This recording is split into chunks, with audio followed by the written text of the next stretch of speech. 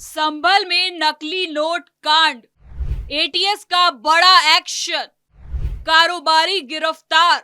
नमस्कार, आप देख रहे हैं योगी अनकट। आज योगी अनकट के इस एपिसोड में मैं आपको बताने जा रही हूँ संभल में पकड़े गए नकली नोटों के बड़े खुलासे के बारे में। संभल में पुलिस और एटीएस मुरादाबाद ने जॉइंट ऑपरेशन में एक हैंडीक्राफ्ट कारोबारी को 20,000 रुपए के नकली नोटों के साथ गिरफ्तार किया है। इस कार्रवाई के बाद इलाके में हड़कंप मच गया और कई बड़े खुलासों की उम्मीद अब जताई जा रही है।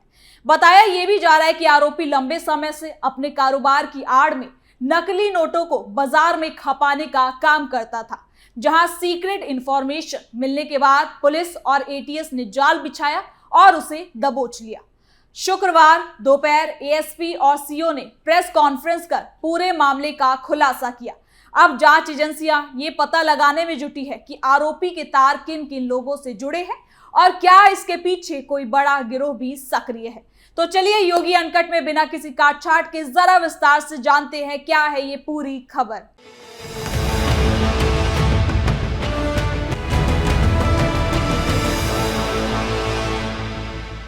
उत्तर प्रदेश के संभल जिले से सामने आया नकली नोटों का मामला अब केवल एक आम आर्थिक अपराध नहीं माना जा रहा, बल्कि इसे बड़े नेटवर्क, संगठित अपराध और सुरक्षा एजेंसियों के लिए गंभीर चुनौती के रूप में देखा जा रहा है। संभल में एटीएस और लोकल पुलिस की संयुक्त कार्रवाई ने एक ऐसे रैकेट की पर्दे खोलने की कोशिश की है जो लंबे समय से बाजार में जाली भारतीय मुद्रा खपाने का काम करता था। शुरुआती कार्रवाई में एक आरोपी की गिरफ्तारी और उसके पास से नकली नोटों की बरामदगी के बाद जांच एजेंसियां अब इस पूरे नेटवर्क की जड़ों तक पहुंचने की कोशिश कर रही है। ये मामला तब सामने आया जब सुरक्षा एजेंसियों को सूचना मिली कि संभल जिले में कुछ इलाकों में नकली नोटों का इस्तेमाल बढ़ गया है। बाजार में छोटे व्यापारियों और दुकानदारों के बीच ये चर्चा भी थी कि कुछ लोग असली लेन देन के बीच नकली नोट आसानी से चला रहे हैं। सूचना मिलने के बाद एटीएस की मुरादाबाद यूनिट ने स्थानीय पुलिस के साथ मिलकर चुपचाप निगरानी शुरू की और कई दिनों तक हरकतों पर नजर रखने के बाद टीम ने संभल के हयात नगर क्षेत्र में छापेमारी की और एक संदिग्ध व्यक्ति को हिरासत में ले लिया। इसके साथ ही इस पर पुलिस प्रशासन क्या कुछ एक्शन ले रही है, क्या कुछ कार्रवाई हुई है, सब कुछ जानते हैं बहुत विस्तार से इस रिपोर्ट में।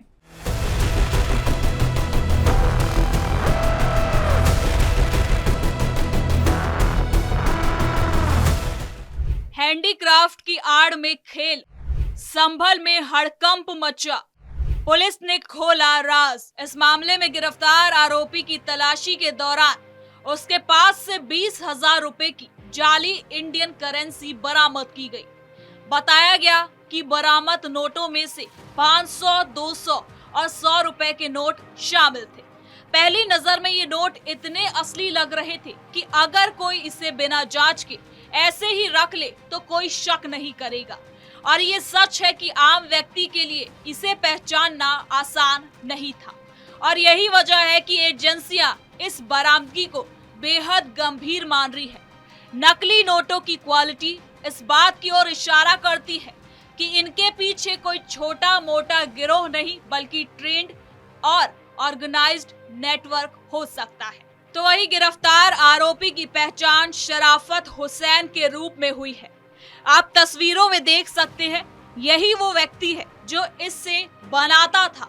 और बताया ये भी जा रहा है कि वो हैंडीक्राफ्ट और कारोबारी गतिविधियों से जुड़ा हुआ था। ऐसे में एजेंसियों को शक है कि उसने अपने बिजनेस कॉन्टेक्ट्स का इस्तेमाल नकली नोटों को बाजार में खपाने के लिए जरूर किया होगा। व्यापार के नाम पर लोगों से लेन देन करना और उसी दौरान जाली नोट चलाना उसके लिए आसान तरीका बन गया था। पुलिस अब ये भी जांच कर रही है कि उसने कितने समय से ये काम शुरू किया था और अब तक कितनी रकम बाजार में पहुंचाई जा चुकी है। जांच में ये भी सामने आया है कि आरोपी अकेले काम नहीं कर रहा था। अधिकारियों को शक है कि उसके पीछे एक पूरा सप्लाई नेटवर्क मौजूद है जो नकली नोट तैयार करने, उन्हें अलग अलग जिलों तक पहुंचाने और बाजार में चलाने का काम करता है। यही वजह है कि एटीएस आरोपी से लगातार पूछताछ कर रही है। उसके मोबाइल फोन, बैंक खातों, कॉन्टैक्ट्स और यात्रा की जानकारी की जांच चल रही है, ताकि ये पता लगाया जा सके कि इस नेटवर्क से और कौन कौन से लोग जुड़े हुए हैं। साथ ही सूत्रों के मुताबिक एजेंसियां इस संभावना से भी इनकार नहीं कर रही कि नकली नोटों की सप्लाई किसी अंतरराज्यीय या अंतरराष्ट्रीय गिरोह से जुड़ी हो सकती है। पिछले कई मामलों में देखा गया है कि जाली नोटों का इस्तेमाल देश की अर्थव्यवस्था को नुकसान पहुंचाने और बाजार में अविश्वास फैलाने के लिए किया जाता रहा है।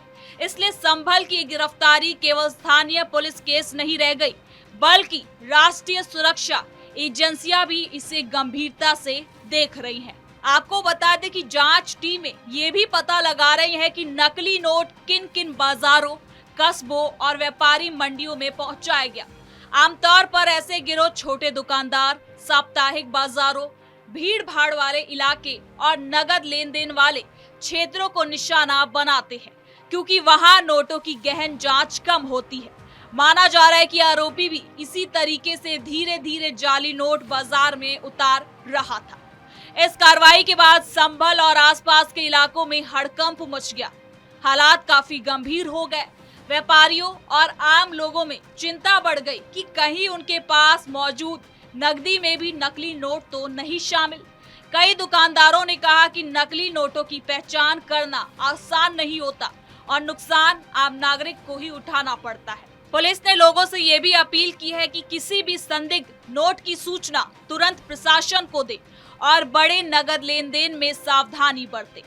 आपको बता दें कि पुलिस और एटीएस ने छापेमारी के दौरान कुछ दस्तावेज, इलेक्ट्रॉनिक सामान और दूसरी संदिग्ध चीजें भी बरामद की हैं। इन चीजों की फॉरेंसिक जांच कराई जाएगी। एजेंसियां ये जानना चाहती हैं कि क्या आरोपी के पास नकली नोट छापने से जुड़े डिजिटल डिजाइन, प्रिंटिंग मशीन या दूसरे तकनीकी जानकारी तो मौजूद नहीं थी।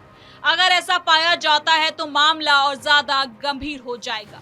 जानकारों का कहना है कि नकली नोटों का प्रसार केवल आर्थिक नुकसान तक सीमित नहीं होता, इससे बाजार में भरोसा कम होता है, नकदी व्यवस्था प्रभावित होती है और छोटे कारोबारी सबसे ज्यादा प्रभावित होते हैं। अगर बड़ी मात्रा में जाली मुद्रा फैलती है तो इससे स्थानीय अर्थव्यवस्था में अस्थिरता पैदा हो सकती है। यही वजह है कि ऐसे मामलों में एटीएस जैसी एजेंसियों को ही जांच में शामिल किया जाता है।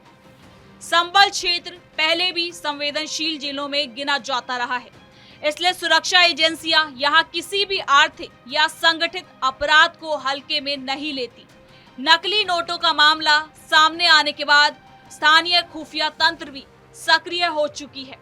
पुलिस आसपास के जिलों से इनपुट ले रही है कि कहीं इस तरह के नोट वहां तो नहीं मौजूद, चलाए तो नहीं जा रहे। जांच के दौरान ये सवाल भी अब उठ रहा है कि आरोपी तक जाली नोट आखिर कैसे पहुंचे? क्या इन्हें बाहर से लाया गया? क्या स्थानीय स्तर पर छपाई हुई या फिर किसी बड़े गिरोह ने सप्लाई की? इन सवालों के जवाब मिलने के बाद ही पूरे नेटवर्क की असली तस्वीर अब सामने आएगी। फिलहाल अधिकारी हर पहलू पर काम कर रहे हैं और जल्द ही कुछ और लोगों को भी हिरासत में लिया जा सकता है। स्थानीय प्रशासन ने बैंकों और व्यापारिक संगठनों को भी सतर्क किया है। बैंकों से कहा गया है कि नकदी जमा करते समय नोटों की जांच करें और खास सावधानी बरती जाए।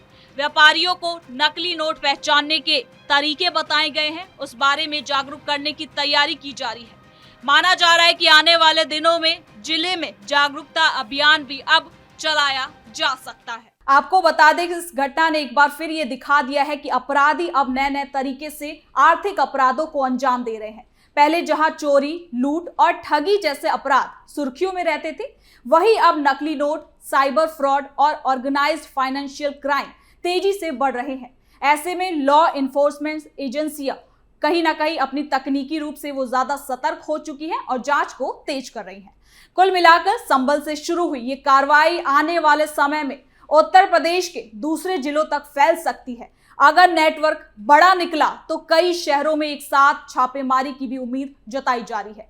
अभी के लिए एक बात तो साफ है कि नकली नोटों का ये मामला सिर्फ 20,000 रुपए तक सीमित नहीं है और ना ही इसकी बरामदगी इतनी ही है, बल्कि इसके और बड़े खुलासे होने वाले हैं। तो फिलहाल के लिए योगी अनकट में इतना ही। देखते रहिए कैपिटल टीवी उत्तर प्रदेश। कल फिर मिलेंगे नई खबर के साथ। धन्यवाद।